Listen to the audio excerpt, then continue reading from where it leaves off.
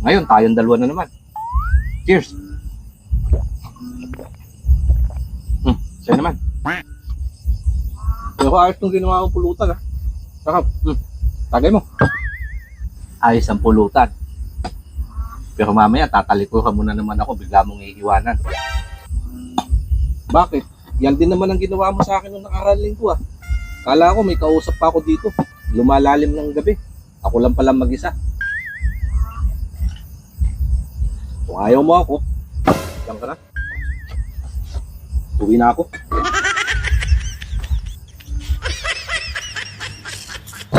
Hapon na naman, kaya ito po, ihahanda ko yung aking pangmukbang. Meron ako dito yung maselang pagkalalaki ng baka or yung ginagamit po sa kilala na soup number 5. Nasabi nga nila, nakakapagpainit ng katawan at magandang tulong dun ito dahil nakakapagbigay ng gana lalo na sa mga mag-asawa. Kaya dinamihan ko na para mas malakas ang bisa. Pagdating sa bahay, saka ko lang ito nilinisan, kinamas sa asin upang sa ganun mabawasan ang lansa at saka hinugasan. 180 baht nga pala ang kuha ko, kulang-kulang 2 kilo. O kaya naman sa mga halagang 260 kung i-convert naman sa peso. Maaga pa lang tinawagan na ako nung nakilala ko nagbebenta. Dahil may ginagawa pa ako ng mga oras na yan, sabi ko itabi muna. Kaya binalikan ko na lang ito noong bandang hapon. Nasa isip-isip ko ayos na din. Para pagtalab ng init sa katawan, tulog na din ang mga bata. Upang mapalambot, papakuluan ko lang muna kasama ng sibuyas at spring onion, saka dahon ng laurel, pampaalat na asin, pamintang buo at beef cubes na pampalasa, saka ko ito isinalang.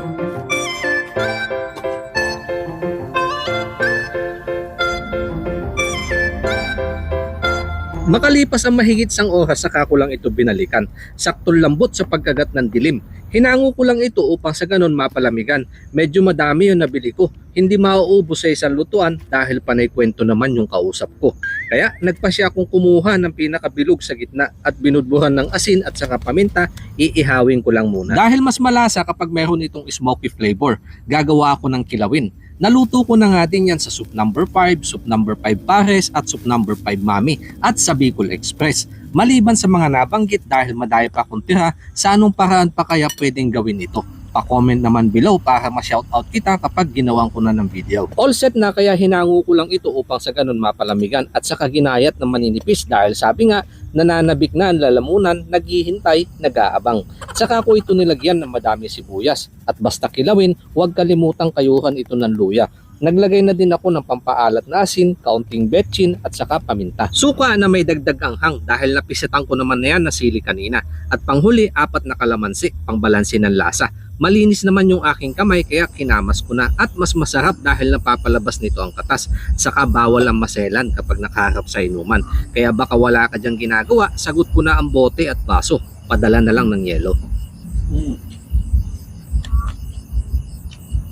Oh.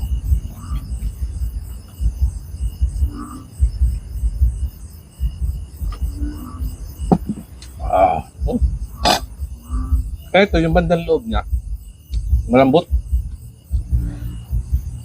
Kaya yung medyo mahaba niya, alam niyo na ho yung ibig ko sabihin na ito. Yung pumupitik-pitik. May kaunting lutong. Para siyang litid. Cheers po tayo mga kanain. Pulutan bago tagay.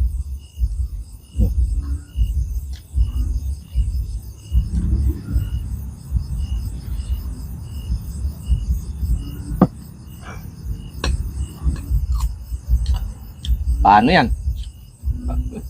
Paano nakaraling ko lang, ikaw lang kausap ko Ngayon, tayong dalawa na naman. Cheers! Sa'yo naman. Bakit may magagawa ka? Kung sakaling ayaw mo akong kausapin, ayaw mo akong kasama, may mahahanap kang iba. No choice. Cheers!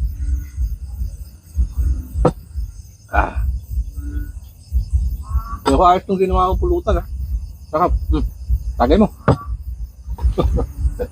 Diyan mo naman ako lagi dinadali sa mga pakwento-kwento mo Sabay kunwari, ayos ang pulutan. Pero mamaya tatalikuhan mo na naman ako, bigla mong iiwanan. Bakit? Yan din naman ang ginawa mo sa akin nung nakaraang linggo Kala ko may kausap pa ako dito.